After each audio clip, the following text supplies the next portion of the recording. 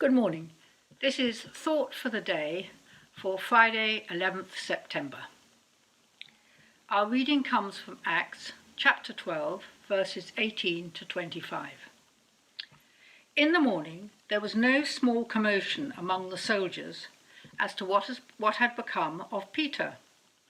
After Herod had a thorough search made for him and did not find him, he cross-examined the guards and ordered that they be executed. Then Herod went from Judea to Caesarea and stayed there. He had been quarrelling with the people of Tyre and Sidon. They now joined together and sought an audience with him. After securing the support of Blastus, a trusted personal servant of the king, they asked for peace because they depended on the king's country for their food supply. On the appointed day, Herod, wearing his royal robes, sat on his throne and delivered a public address to the people. They shouted, "This is the voice of a god, not a man." Immediately, because Herod did not give praise to God, an angel of the Lord struck him down, and he was eaten by worms and died. But the word of God continued to spread and flourish. The story of the very beginning and early growth of the church is told in Acts. And as we have seen in recent Thoughts for the Day, what an extraordinary story it is, full of twists and turns and surprises. And one of the most enthralling stories is told in Acts 12, a story of passionate prayer and pernicious pride. At the beginning of chapter 12, we are told that Herod started to persecute the early church. This was Herod Agrippa, a grandson of Herod the Great, a would-be king of the Jews, who finds himself facing the claim that Jesus is the true king and Messiah. So he arrested James, one of the very first disciples chosen by Jesus, and then beheaded him. What a devastating blow that must have been for his friends and for the early church. Then Herod arrested Peter. The night before Peter's trial, while his fellow Christians were praying fervently for him, an angel appeared, who miraculously freed him and led him out of the prison past all the guards.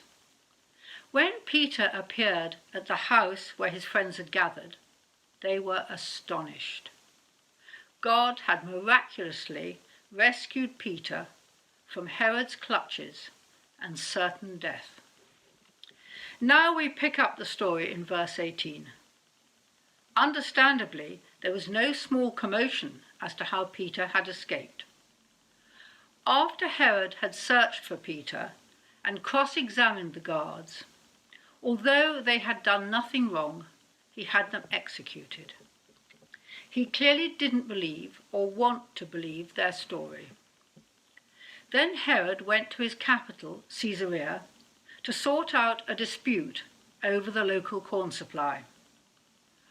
On a special day of honor and celebration to the Roman Emperor Claudius, Herod was seated on his throne, wearing royal robes, which according to Josephus were of dazzlingly bright silver, and addressing his people. When they acclaimed him as a god, not a man, he didn't deny it. This is crucial, for then comes God's judgment. Because Herod didn't deny that he was divine, and arrogantly failed to give God the credit for anything, an angel of the Lord struck him down, and he was eaten by worms and died. What a truly horrible death for a man who was rotten to the core. This is contrasted in verse 24 with the word of God, which, unlike Herod's life, does not end. Conversely, it grew in leaps and bounds. Jesus is the true King of Israel. The fake one was overthrown, and the message about Jesus sped on and flourished.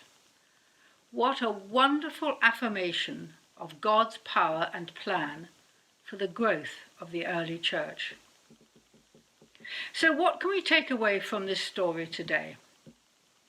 Well, what a contrast between the passionate prayer of the church for Peter, culminating in Peter's miraculous release from prison, and the pernicious pride of Herod, who allowed himself to be held up as equal to God.